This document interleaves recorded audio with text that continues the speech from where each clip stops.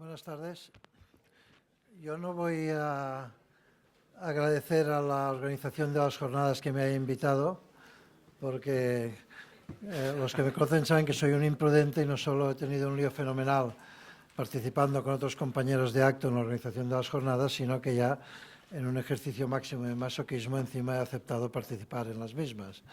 Lo que sí que quiero es agradecer y muy sinceramente a todos ustedes la participación en estas jornadas. Creo que teníamos una larga tradición de encuentros, debates sobre cuestiones de derecho urbanístico en Cataluña. Estos últimos años creo que esto había decaído un poco, quizás como consecuencia de que el urbanismo también había decaído un poco, y desde este punto de vista creo que transmito el sentir de toda la Asociación Catalana de Técnicos Urbanistas de felicitarnos por la asistencia y el interés que han suscitado no solo en Cataluña, sino en el conjunto de España. El tema del que voy a hablar tiene muchísimo que ver con la exposición del magistrado Héctor García Morago. Están muy relacionados e intentaré, en la medida de lo posible, no repetir lo que él ha planteado y, a poder ser, o bien durante mi intervención o luego en el debate, intentar también polemizar un poco, no por ánimo de polemizar porque sí, sino para que enriquecer e intentar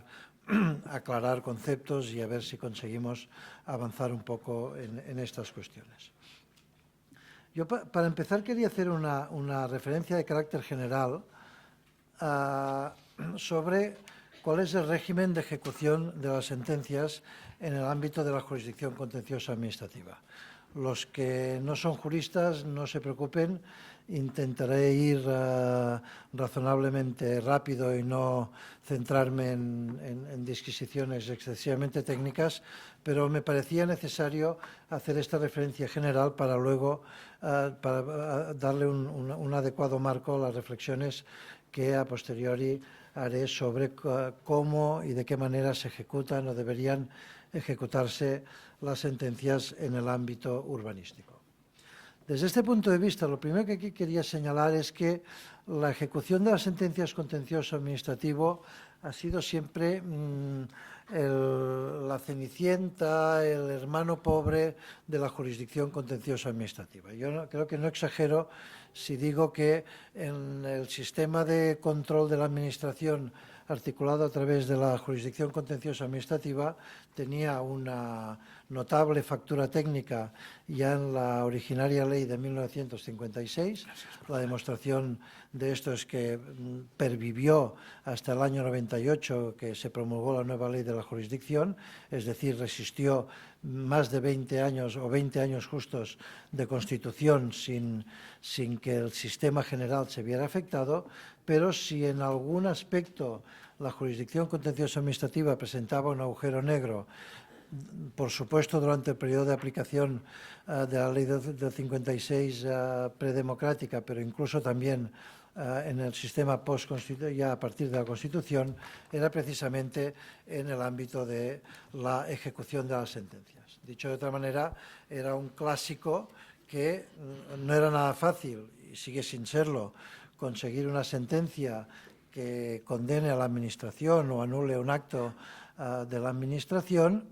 pero en aquellos casos en los que se conseguía por un particular una sentencia favorable, lo más probable es que sirviera para, a lo sumo, enmarcarla y ponerla en el comedor de la casa para recordar que un día gané un pleito con un poco de mala suerte, gastándome bastante dinero, y que esta sentencia sirvió para muy poco, especialmente cuando afectaba disposiciones de carácter general y según qué tipos de actos administrativos. En este sentido, la ley de la jurisdicción del 98 desarrolla un sistema muy bien articulado y con una gran potencialidad para conseguir un principio esencial para dar cumplimiento al derecho fundamental a la tutela judicial efectiva, es decir, que las sentencias sirvan para lo que deben servir, es decir, que si hay un pronunciamiento judicial, este pronunciamiento se lleve a puro y debido efecto. y probablemente por esto, junto con el artículo 24.1 de la Constitución, que es el que proclama el derecho a tutela judicial efectiva, el artículo 117.3 del mismo texto constitucional se encarga de remarcar que a los jueces no solo les corresponde juzgar, sino también hacer cumplir lo juzgado, con lo cual yo creo que la Constitución quería dejar claro de una vez por todas que quien decidía cómo y en qué forma se debía cumplir la sentencia era el mismo tribunal o juez que había dictado esta sentencia, y lo que no podía suceder es que el cumplimiento de la sentencia quedara al albur o en manos de una de las dos partes, evidentemente la administración. Esto parece una obviedad, pero creo que no es tanto, no lo ha sido tanto, e incluso hoy en día, y yo creo que mi compañero de mesa lo podría confirmar mejor que yo, hay una resistencia notable de la administración pública a dar cumplimiento a las sentencias cuando estas sentencias le son desfavorables. No voy a entrar en detalles, pero a mí nos ha pasado en el despacho en el que estoy más de una vez y más de dos, que nos vienen a ver administraciones cuando ya tienen la sentencia. Te vienen a ver y dicen, mire, hemos tenido este contencioso, lo hemos perdido y le veníamos a ver a usted a ver qué podríamos hacer, ¿no? No sé, pues si ha perdido el recurso, pues tendrá que cumplir la sentencia. No, hombre, esto no, Caricaturizo un poco, luego veremos que la realidad es mucho más compleja. En esta línea, la ley de la jurisdicción contenciosa establece toda una serie de previsiones que, como apuntaba, refuerzan mucho el papel judicial a la hora de dar cumplimiento a las sentencias. La primera es, como no podía ser de otra forma, y en continuación de lo previsto en el propio artículo 117 de la Constitución, es que se proclama de forma enfática que la ejecución de sentencias es una función jurisdiccional, y por tanto corresponde a la jurisdicción contenciosa, y que el cumplimiento ordinario de las sentencias, artículo 104 de la ley jurisdiccional, da lugar a que la resolución judicial se lleve a puro y debido efecto por parte del órgano a quien corresponda llevar a cabo dicha ejecución, y a tal efecto la administración debe designar cuál es el órgano responsable de dar cumplimiento a la sentencia, cuestión que a veces tiene consecuencias, como veremos luego, bastante complejas. La primera matización a lo que estoy diciendo ahora, y no es una matización, es en todo caso una constatación, es que en el ámbito de la jurisdicción contenciosa administrativa, a diferencia de lo que sucede en otros órdenes jurisdiccionales, puede haber dos modalidades de ejecución, la propia y la impropia. Y con esto no me estoy refiriendo a que la ejecución impropia sea una ejecución devaluada, sino que estoy haciendo referencia al tipo de resolución que se puede producir en el seno de un proceso contencioso administrativo. En este sentido, es una situación típica de los procesos contenciosos administrativos que las sentencias sean meramente declarativas. Cuando una sentencia anula una disposición de carácter general, en principio hay que considerar que el efecto de esta sentencia es la expulsión de aquella norma, no me estoy refiriendo solo a planes urbanísticos, en general, es la expulsión de aquella norma del ordenamiento jurídico, y el cumplimiento de la sentencia se produce meramente por la publicación en el boletín oficial correspondiente del fallo de esta resolución. Aquella norma queda expulsada del ordenamiento jurídico y, en principio, ya vemos que luego no está tan claro que sea así en el urbanismo, esto ya no tiene ninguna otra, no da lugar a ningún otro tipo de actuación. Con ello ya se ha dado cumplimiento propiamente a la sentencia. Puede suceder también, y sucede con mucha frecuencia, que las sentencias de la jurisdicción contenciosa administrativa sean sentencias de condena, es decir, que no se limiten a anular una resolución administrativa, sea una disposición, sea un acto administrativo, sino que además den lugar a ordenar que se lleven a cabo determinado tipo de actuaciones como corolario necesario del cumplimiento de lo resuelto en el fallo de la sentencia. Supuesto más fácil de entender como ejemplo sería cuando hay una condena al pago de una cantidad económica, por ejemplo en un procedimiento de expropiación forzosa, pero también estas sentencias de condena pueden tener una dimensión bastante más compleja, sobre todo en aquellos casos cada vez más frecuentes a partir de la ley de 1998, en los que se ordena a la Administración que lleve a cabo determinado tipo de actuación. Y ya no digamos si estamos en un supuesto de un recurso contencioso en un supuesto de inactividad de la Administración. Como también históricamente había sido un tema complejo que la Administración diera cumplimiento a sus sentencias, incluso cuando la condena era el pago de una cantidad líquida, la ley de la jurisdicción, en su artículo 106, establece también todo un sistema bastante articulado para poder exigir a la Administración que haga efectivas sus deudas e incluso, aunque esto solo está previsto normativamente en el ámbito de la legislación de haciendas locales, no dice nada la ley de la Administración del Estado y la autonómica, pero yo entiendo que también sería aplicable, incluso puede llegarse a producir, aunque no es nada frecuente, el que determinados bienes de las administraciones que tengan la condición de patrimoniales y no estén afectos a un servicio público puedan ser objeto de subasta para dar cumplimiento a las obligaciones económicas derivadas del cumplimiento de una sentencia. Un efecto que también puede producirse en las sentencias y que también lo prevé expresamente la ley jurisdiccional es el acceso a los registros públicos. El tribunal puede ordenar que la sentencia dictada se inscriba en los registros públicos que puedan tener alguna relación con la sentencia y con el acto que ha sido objeto de aquella sentencia. Volveremos también al respecto sobre el tema más adelante en el ámbito específicamente contencioso administrativo. La anulación de disposiciones, ya lo he comentado, da lugar a la expulsión de la disposición de ordenamiento jurídico y la publicación en el boletín oficial, y en todo este sistema articulado que el legislador pretendía establecer para que las sentencias se cumplieran, se atribuyen también unas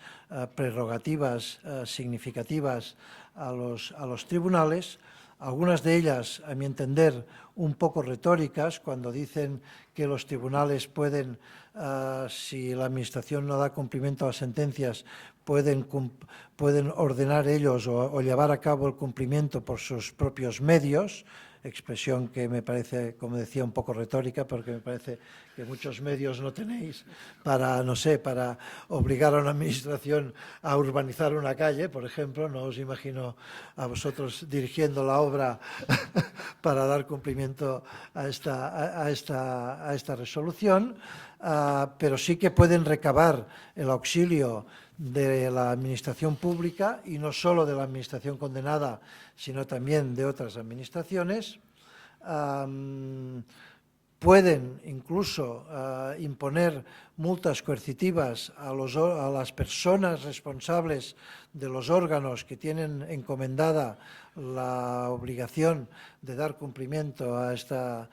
sentencia, e incluso puede llegar a producirse la remisión de un tanto de culpa penal por la existencia de un eventual delito de desobediencia. Lo de las multas coercitivas, Héctor, si acaso luego en el debate nos lo podrá confirmar, es una medida bastante efectiva, aunque tiene también sus riesgos. Yo recuerdo un caso de un alcalde que me vino a ver que acababa de ganar las elecciones municipales, antes estaba en la oposición, había presentado un recurso contra un acto del ayuntamiento anterior, había ganado el recurso, el tribunal le ordenó al alcalde que diera cumplimiento a la sentencia y la primera multa coercitiva le cayó a él,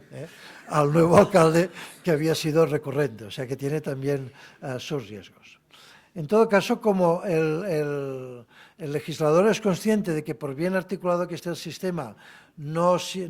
es perfecto y siempre hay circunstancias que no están del todo previstas, se prevé en su artículo 109, al que antes hacía referencia Pere Caralps, la posibilidad,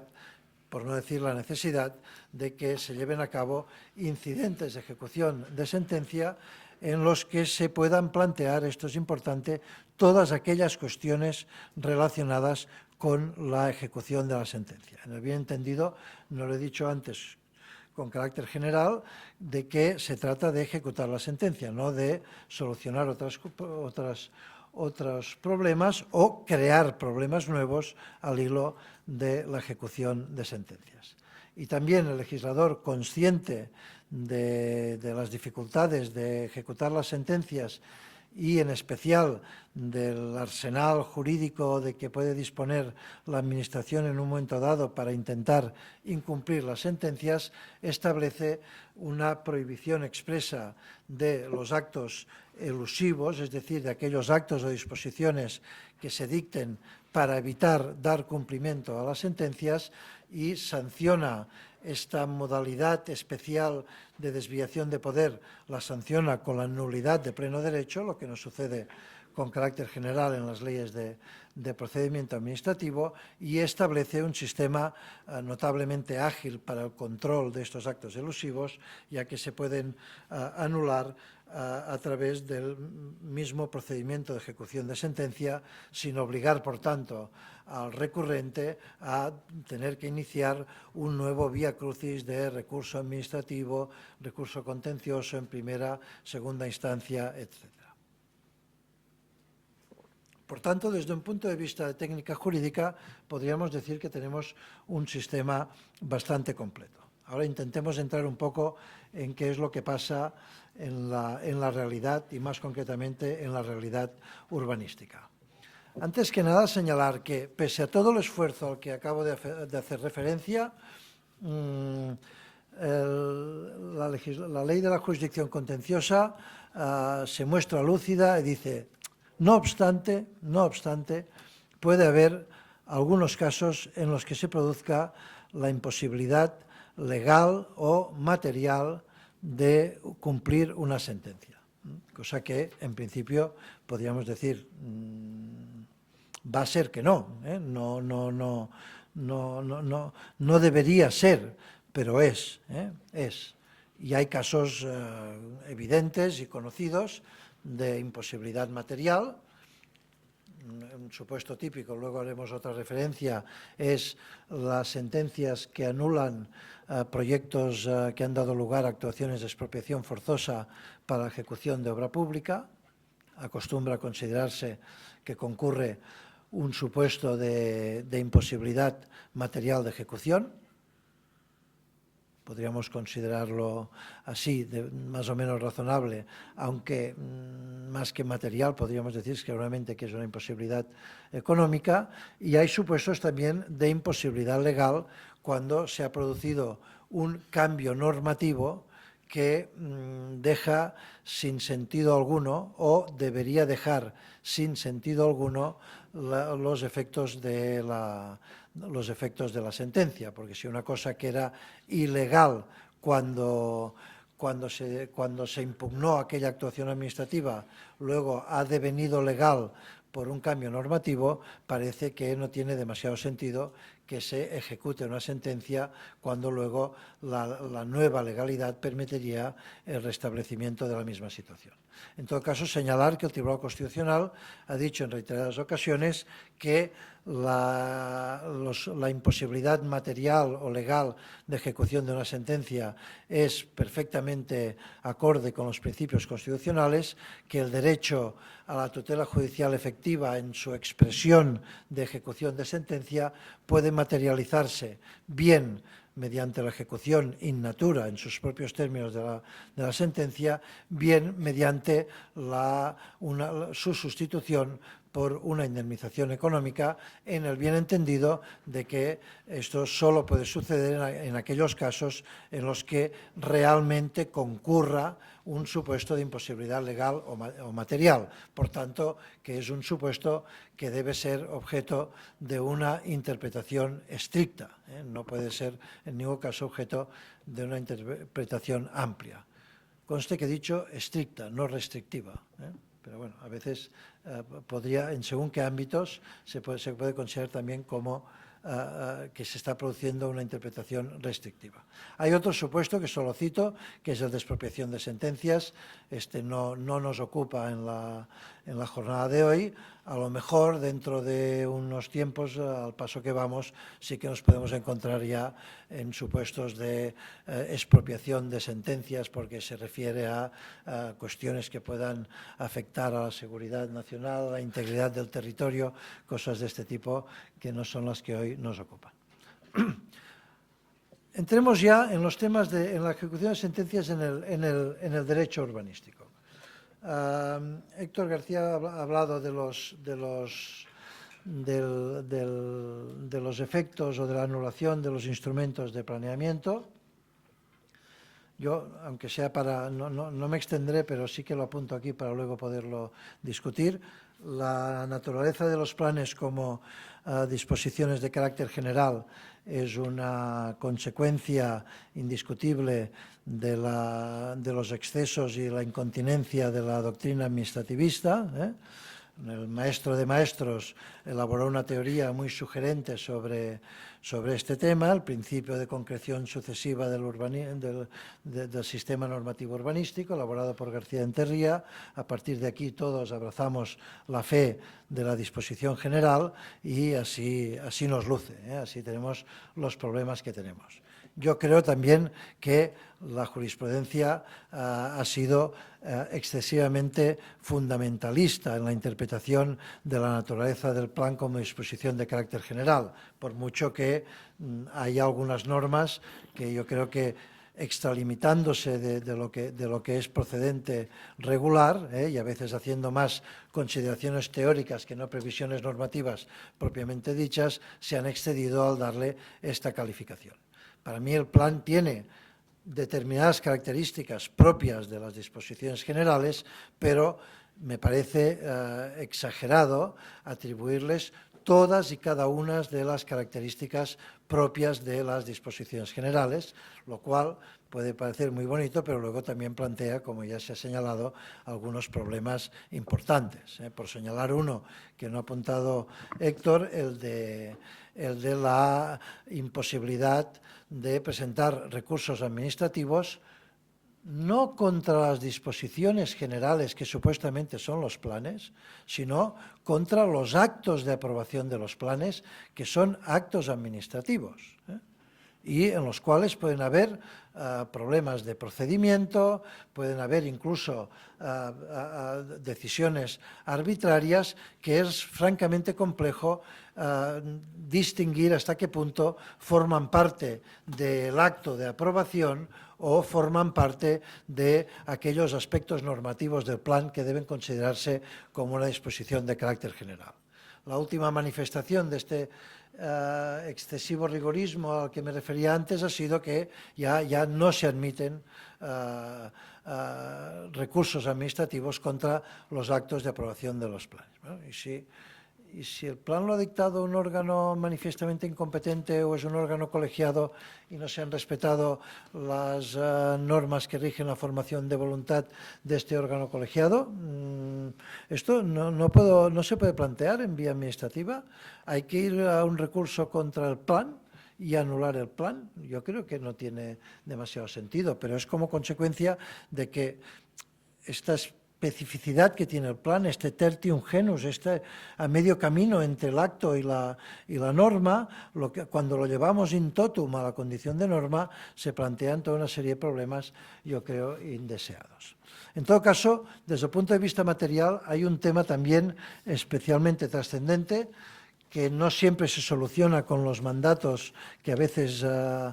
establecen los fallos de las sentencias de la sección tercera del Tribunal Superior, que es que cuando se anula un plan, y no se anulan pocos, lo primero que sucede es que renace el planeamiento anterior. Y en muchas ocasiones que renazca el planeamiento anterior es una barbaridad de unas dimensiones estratosféricas, y no solo una barbaridad material, sino también una barbaridad jurídica. Pondré un ejemplo. Un plan redactado en los años 80, cuando lo de la evaluación ambiental de los planes no sabíamos ni lo que era, y en la que, por tanto, la componente ambiental, la dimensión ambiental del planeamiento no existía, no se tenía en cuenta, puede renacer como consecuencia de la anulación de un plan elaborado ya conforme a la legislación ambiental y conforme a las directivas europeas en la materia. Solo por este motivo, se debería ser muy prudente a la hora de anular un plan en su totalidad, lo cual no quiere decir que no debe haber un control de legalidad de los planes, pero sí que este control puede intentar moverse en un marco de proporcionalidad que no dé lugar a situaciones tan sui generis como a la que me estoy refiriendo ahora. ¿Cuál es el efecto de la anulación de los planes sobre los planes de desarrollo, los instrumentos de gestión y los actos de aplicación, es decir, las licencias de obras? Antes he apuntado, yo también tenía la referencia de esta sentencia de 2016. Las sentencias que anulen los planes, aunque no sean firmes,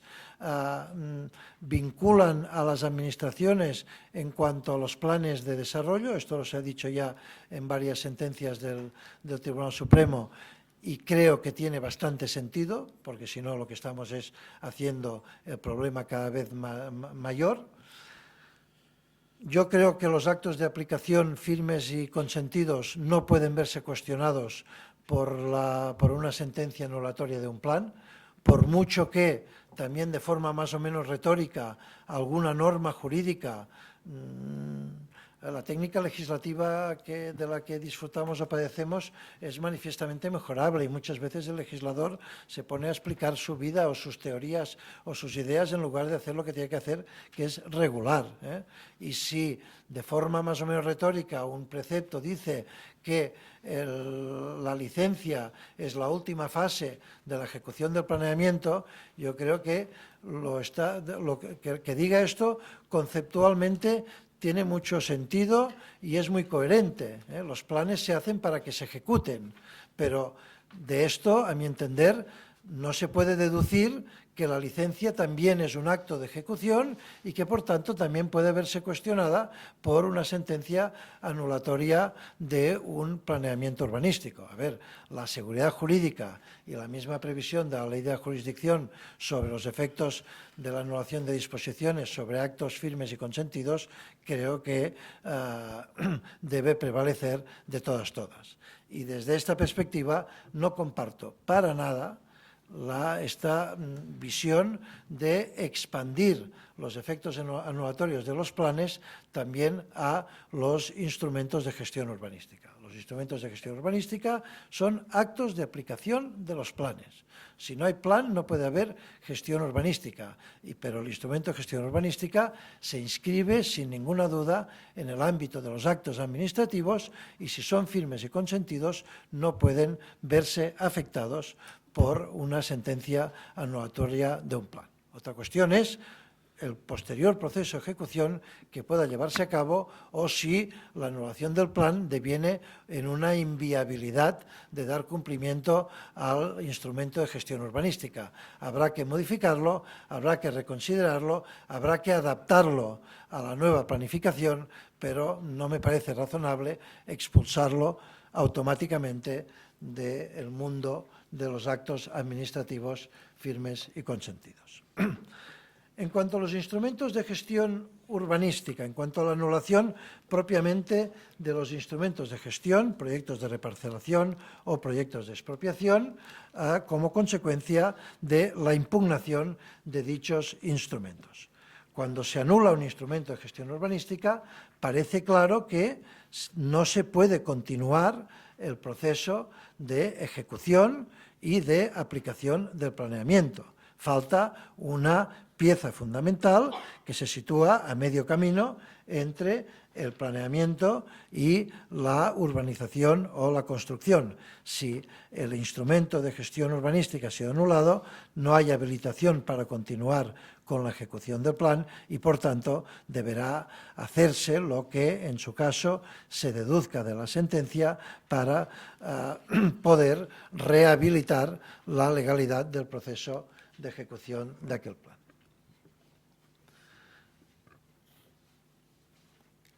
Lo que yo me pregunto, sin perjuicio de esta constatación, es que es bastante frecuente que las sentencias que puedan anular un instrumento de gestión urbanística se produzcan cuando todas las previsiones de aquel instrumento de gestión urbanística ya se han materializado. Se han distribuido los aprovechamientos urbanísticos de forma supuestamente equitativa, se han adjudicado las fincas, se ha ejecutado la urbanización, se ha construido, se ha vendido, se ha hipotecado. Yo me pregunto, ¿esto no es un supuesto de imposibilidad material de ejecución de la sentencia? Para mí tiene todo el sentido del mundo. No alcanzo yo a ver la diferencia entre lo que puede suceder en un ámbito de planeamiento ya plenamente ejecutado, que puede estar construido en un 70%, en que hay terceros adquirentes, en que hay cargas de terceros, en que hay hipotecas, en que las calles están construidas, etcétera.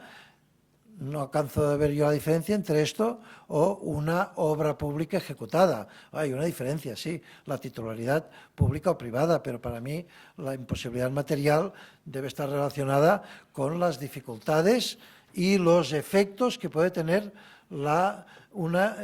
ejecución in natura o una ejecución en indemnización económica de una sentencia. Para mí esto debe ser lo determinante y desde este punto de vista, si en un ámbito es perfectamente posible sustituir una ejecución in natura por una indemnización económica, es precisamente en el ámbito de la gestión urbanística. Me temo, no obstante, que no es esta la tendencia que están siguiendo los tribunales. También la anulación de un instrumento de gestión urbanística puede dar lugar a la inscripción de la sentencia en el correspondiente registro público, en el registro de la propiedad. No acostumbra a suceder. No acostumbra a suceder. Y la cara que pone un registrador cuando al cabo de 10 o 12 años de haber inscrito un proyecto de reparcelación con todas las actuaciones sucesivas que ha habido, si le llega una sentencia diciéndole que cancele todas las inscripciones registrales practicadas al amparo de aquel proyecto de reparcelación, yo he visto la cara de un registrador y es bastante difícil de describir. A veces las sentencias sobre instrumentos de gestión tienen efectos condenatorios, sobre todo en aquellos casos en los que no se anula todo el proyecto, sino que se regularizan las indemnizaciones, se dice usted tiene que pagar más o usted no tenía que haber cobrado tanto. En esto la jurisprudencia y también algunas normas urbanísticas como la legislación catalana establecen expresamente la responsabilidad de la comunidad reparcelatoria a la hora de hacer frente a estas mayores indemnizaciones. No es menos cierto que, sobre todo en estos años de crisis inmobiliaria, los efectos de estas sentencias han recaído a veces de manera poco justificada en la administración actuante, sobre todo cuando la administración actuante, de forma bastante ingenua, ejecutó el plan por el sistema de cooperación, porque los tribunales razonablemente han dicho, mire, si esto es cooperación, es iniciativa pública, por tanto, tiene usted que pagar la mayor indemnización más los correspondientes intereses y, en todo caso, repercútalo a la comunidad de reparcelación. Oiga, es que la comunidad de reparcelación no existe. He llamado y me han dicho que llame a la Sareb. ¿Cómo quiere yo que cobre esta cantidad? Esto realmente es un problema. En todo caso, como hay bastante gente de administración pública, aquí es para pensarse dos veces antes de ejecutar un plan por el sistema de cooperación. Como he apuntado antes, un supuesto clásico de imposibilidad material es la anulación de la causa expropiandi, no solo en el ámbito expropiatorio, perdón, no solo en el ámbito urbanístico, sino también con expropiaciones por otros motivos de interés general. Aquí sí que la jurisprudencia sistemáticamente acepta la existencia del supuesto de imposibilidad material y venía condenando a la administración expropiante a incrementar el justiprecio en un 25% como penalización por haber llevado a cabo una expropiación por vía de hecho. Porque si se anula la causa expropiandi, la expropiación se ha producido por vía de hecho. Al Ministerio de Hacienda parece que esto no le gustaba mucho, entonces incorporaron una disposición adicional a la ley de expropiación forzosa diciendo, oiga, de 25% nada, solo se indemnizará cuando se acrediten los daños y perjuicios. No sé cómo se acreditan los daños y perjuicios de una vía de hecho, sería el equivalente a un daño moral. Me lo han expropiado por la cara en lugar de conforme a la ley, sería la lectura coloquial del tema. Por lo que yo sé, los tribunales no es que hayan hecho caso omiso a esta disposición adicional, sino que siguen otorgando la misma indemnización del 25%. Y aunque es un tema un poco colateral, ya es conocida la responsabilidad subsidiaria de la Administración, también de la Administración urbanística, cuando los beneficiarios de la expropiación hayan entrado en situación de concurso de acreedores. Vamos a uno de los temas seguramente estrella de la cuestión que nos ocupa, que es qué sucede en los casos de anulación de licencias. La jurisprudencia viene diciendo en los últimos 10 años como mínimo, de forma bastante sistemática, que la anulación de una licencia de obras comporta como efecto directo e ineludible el derribo de lo edificado al amparo de aquella licencia. Y lo dice con esta claridad y contundencia, insiste en el tema, porque en muchas ocasiones se había sostenido, e incluso alguna resolución judicial lo había mantenido, que una cosa es la anulación de la licencia y otra cosa es el derribo de lo edificado. Parece que no tiene demasiado sentido, pero luego veremos cómo en la última novedad legislativa el tema corre el riesgo de volver a aparecer. Durante muchos años se anulaban licencias, pero no se derribaban edificios. Y aquí había,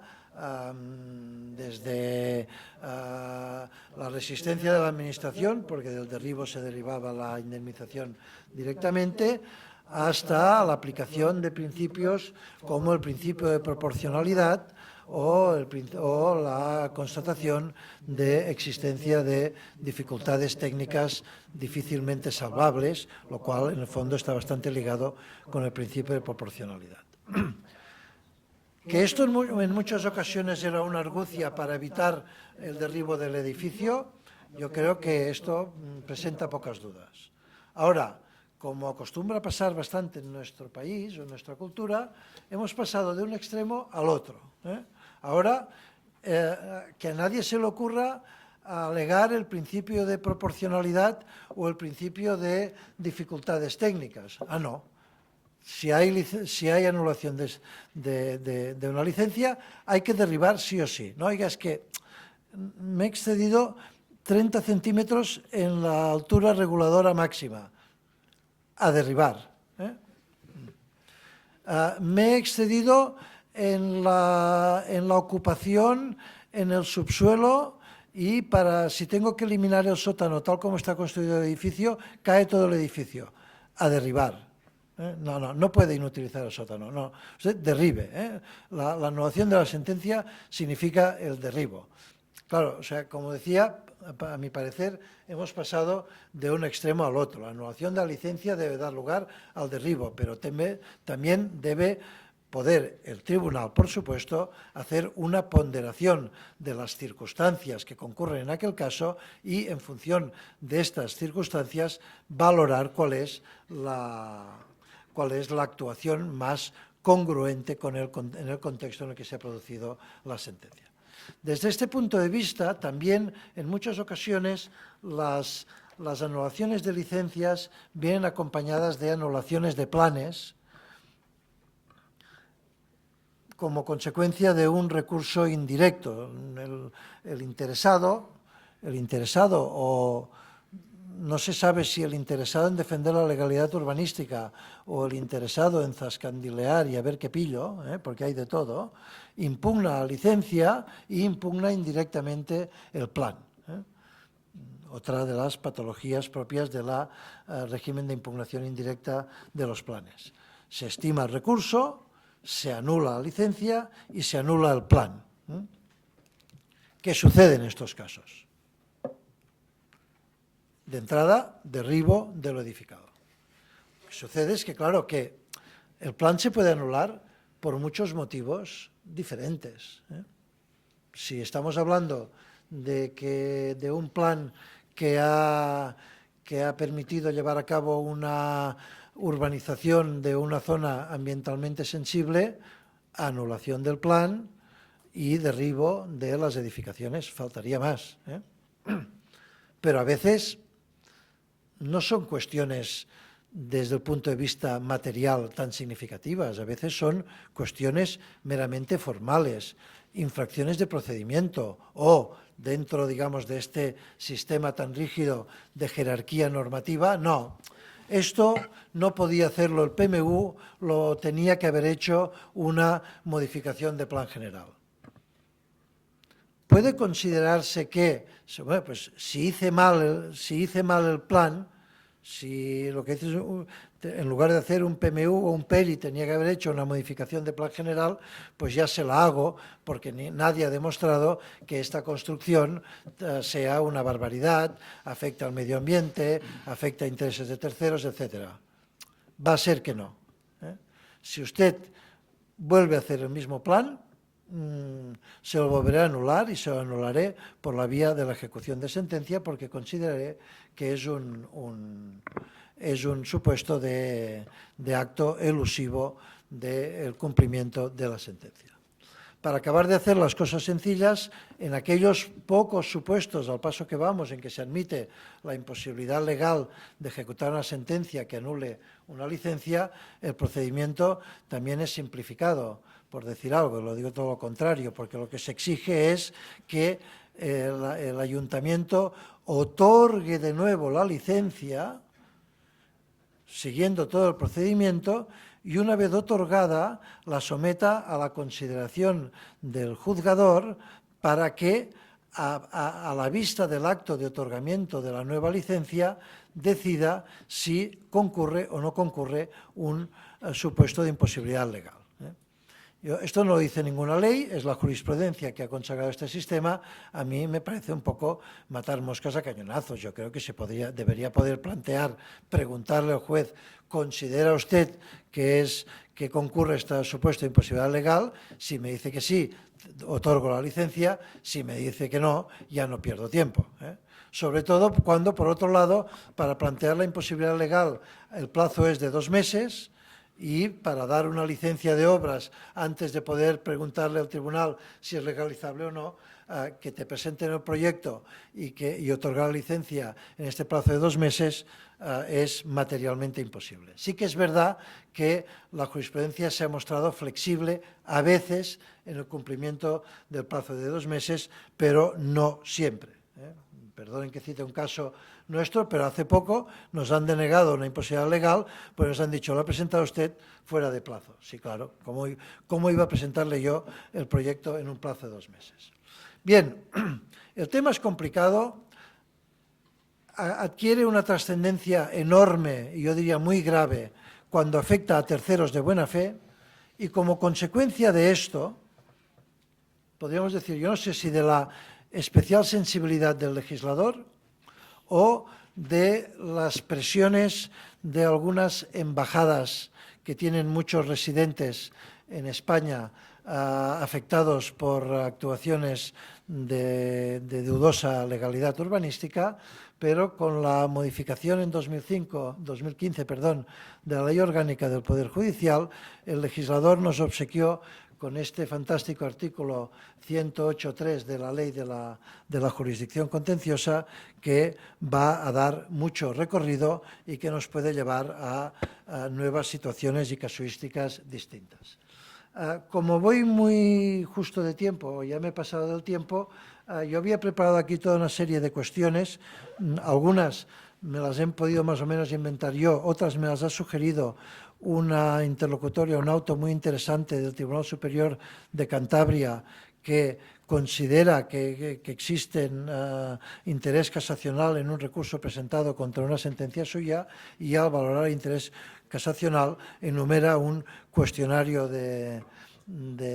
puntos complejos en la interpretación de este precepto, que los enumeraré brevemente o comentaré brevemente, y en todo caso así tendremos un poco más de tiempo para debatirlo con Héctor y con todos ustedes. Lo primero es que este artículo nos habla de que, separa la anulación de la licencia de la demolición. Habla en aquellos casos en los que se acuerde motivadamente de lo construido al amparo de una licencia anulada. Con lo cual, esta jurisprudencia monolítica de los últimos 10 o 12 años de anulación equivale a derribo, alguien podrá cuestionarla porque parece que se le exige al tribunal que motive por qué en aquel caso, junto con la anulación de licencia, debe producirse el derribo. Si esto abre una puerta a evitar algunos de los despropósitos a los que antes me he referido, la verdad es que es muy bienvenida esta previsión, sin perjuicio de que yo también opino que, con carácter general, anulación debe dar lugar a derribo.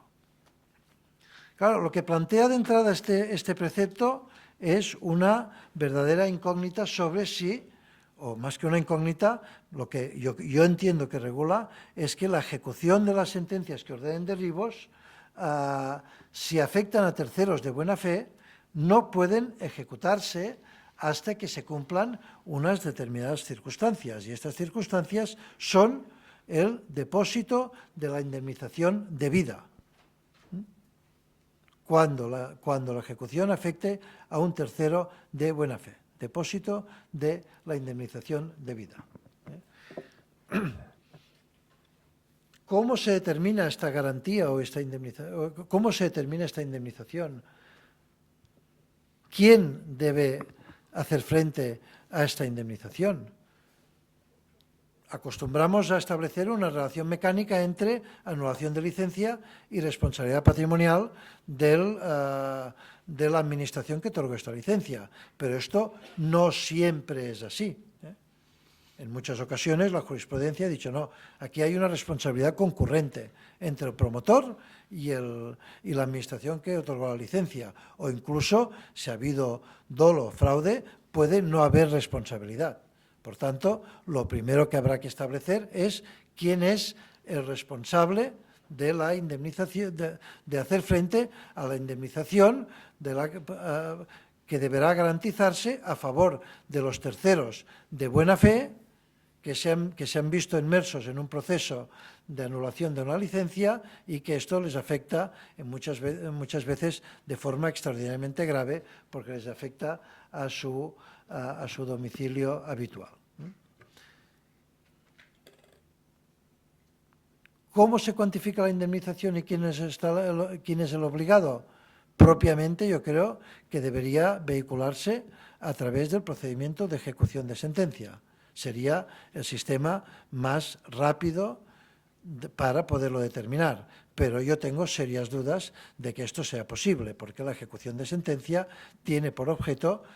hacer cumplir lo juzgado y el Tribunal Aquo no se ha pronunciado con las debidas garantías sobre quién debe, si existe o no una responsabilidad patrimonial y quién debe asumir esta indemnización. Y no digamos ya si se llega a la conclusión de que la indemnización debe asumirla un particular, un promotor, por ejemplo, que engañó a la Administración. Difícilmente podrá la jurisdicción contenciosa condenar al promotor a que indemnice a los terceros de buena fe. ¿Qué se entiende por tercero de buena fe? Yo he leído algunas opiniones que me han parecido un poco inquietantes en el sentido de entender que los terceros de buena fe únicamente eran aquellos que no habían sido emplazados en el proceso contencioso. No, esto no puede ser así. Los que no han sido emplazados en el proceso contencioso lo que pueden es invocar la nulidad del proceso, porque no han sido parte en él. Y esto el Tribunal Supremo, el Tribunal Constitucional e incluso recientemente el Tribunal Europeo de Derechos Humanos lo ha dejado muy claro. Pero si yo compro un piso, voy al registro de la propiedad, no sale nada, nadie me dice nada,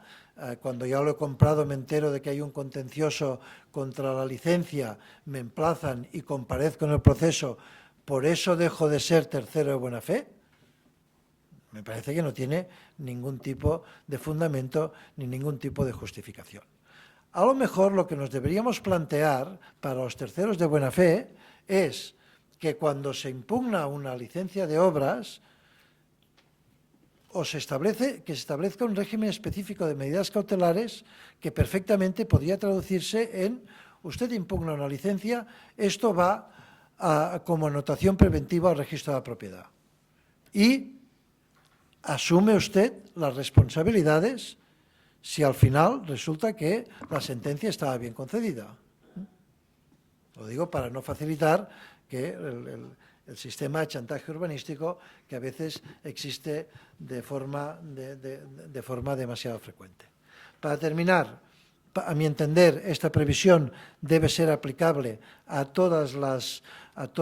sentencias pendientes de ejecución. No hay ningún motivo para que se aplique solo a aquellos procesos en los que aún no se haya dictado sentencia, al menos a mí no se me ocurre. Y, finalmente, al hilo de las sentencias del Tribunal Constitucional sobre la ley cántabra, que estableció un sistema similar,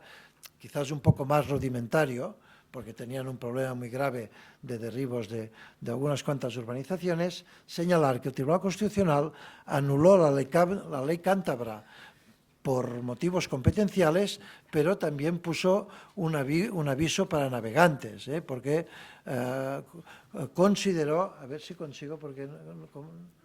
consideró, mira, por casualidad ha salido aquí. La sentencia 82-2014 dijo que la Comunidad Autónoma de Cantabria no tenía competencias para establecer una regulación de este tipo por su naturaleza procesal, pero también apuntó a que condicionar la demolición a la efectiva resolución y pago de una indemnización significa que la ejecución de la sentencia termina por escapar del control judicial único competente para hacer ejecutar lo juzgado a tenor de lo dispuesto en el artículo 117.3 de la Constitución, que resulta igualmente vulnerado. O sea que veremos qué acaba sucediendo finalmente con este artículo 108.3 de la Ley Jurisdiccional. Muchas gracias.